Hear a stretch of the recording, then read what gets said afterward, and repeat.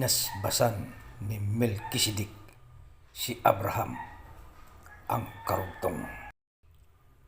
Ayon dito sa ating mga nahalungkat mga kamistre,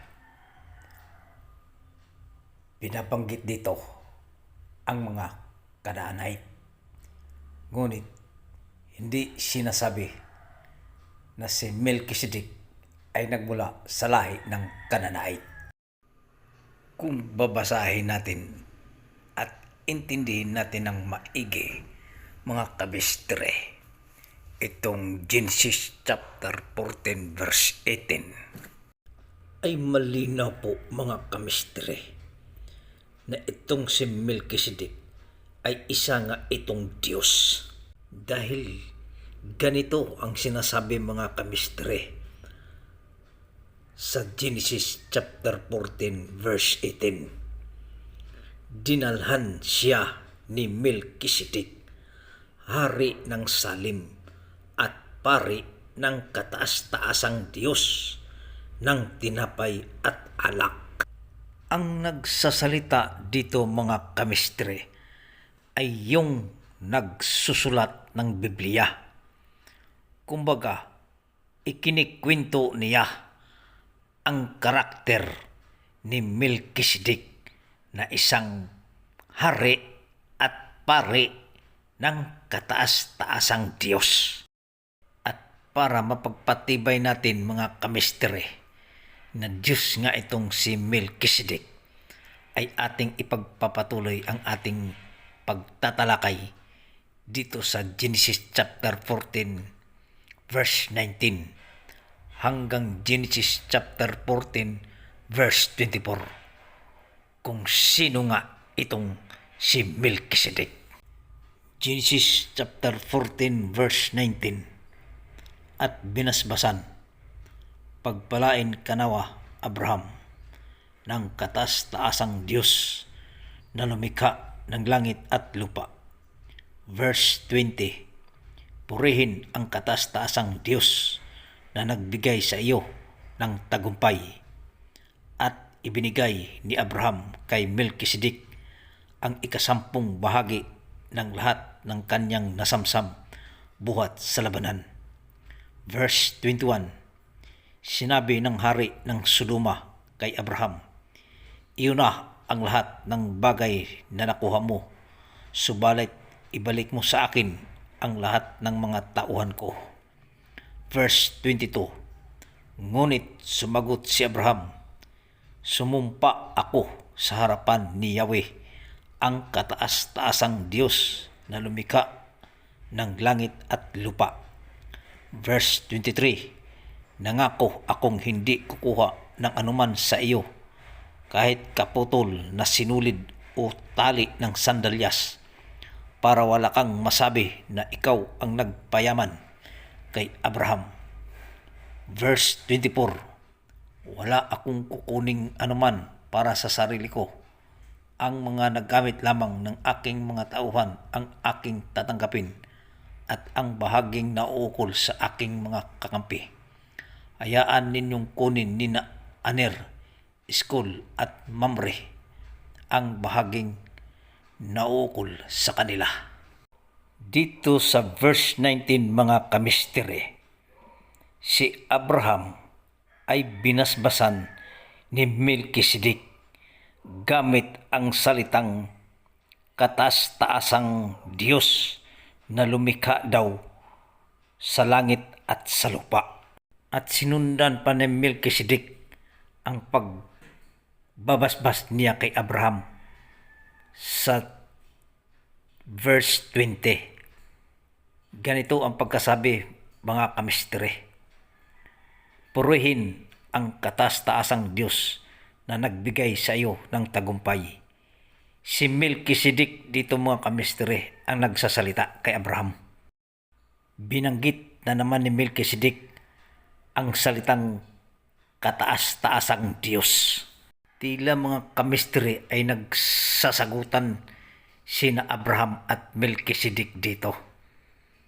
Parang meron silang gustong ipagmamataas yung Diyos ni Melkisedek o yung sarili niya at yung Diyos ni Abraham na si Yahweh. Sinasabi dito sa verse 21 mga kamistre ay si Abraham ay ibinigay ang 10 bahagi kay Melkisedek mula doon sa nakuha nilang kayamanan sa labanan. Ngunit ayon dito sa verse 21 ay hindi tinanggap ni Melkisedek ang ika-10 bahagi na kayamanang nakuha nila ni Abraham mula doon sa labanan. Ang gusto lang ni Melkisedek ay makuha niya o maibalik sa kanya ang kanyang mga tauhan. Ito na mga kamistre ang sagot ni Abraham at makapamulat sa inyong mga mata. Verse 22. Ngunit sumagot si Abraham, sumumpa ako sa harapan ni Yahweh, ang kataas-taasang Diyos na lumikha ng langit at lupa. Sinundan pa ni Abraham pagsasalita mga kamistire. Basahin natin verse 23. Nangako akong hindi kukuha ng anuman sa iyo, kahit kaputol na sinulid o tali ng sandalyas, para wala kang masabi na ikaw ang nagpapayaman kay Abraham. Mapapansin mga kamistri ang sinasagot ni Abraham kay Melkisedek tungkol sa binabanggit ni Melkisedek na kataas-taasang Diyos na lumikha ng langit at lupa. Binabanggit ni Melkisedek ang Diyos niya o siya mismo, ngunit hindi siya nagbabanggit ng pangalan. Ito'y hindi tinanggap o sinasang-ayunan ni Abraham sapagkat ang Diyos ni Abraham ay may pangalan na tinatawag na Yahweh, ang kataas-taasang Diyos din na lumikha sa langit at sa lupa. Kuha nyo na ba mga kamistre? Si Abraham ay may sarili nga siyang Diyos na tinatawag niyang si Yahweh. At si Melkisedek ay nagpakilalang bilang isang uring taong may katungkulan na hari, ngunit isa rin siyang Diyos, Diyos ng mga Canaanite na tinatawag na El Elyon. Ito ang mas malinaw mga kamistre. Ang sinasabi ni Melkisedek kay Abraham. Genesis chapter 14 verse 20. Purihin ang kataas-taasang Diyos na nagbigay sa iyo ng tagumpay. Ngunit mga kamistre, sinagot ito ni Abraham sa Genesis chapter 14 verse 23. Ito ang sagot ni Abraham kay Melkisedek mga kamistre. Nangako akong hindi kukuha ng anuman sa iyo, kahit kaputol na sinulid o tali ng sandalyas, para wala kang masabi na ikaw ang nagpapayaman kay Abraham.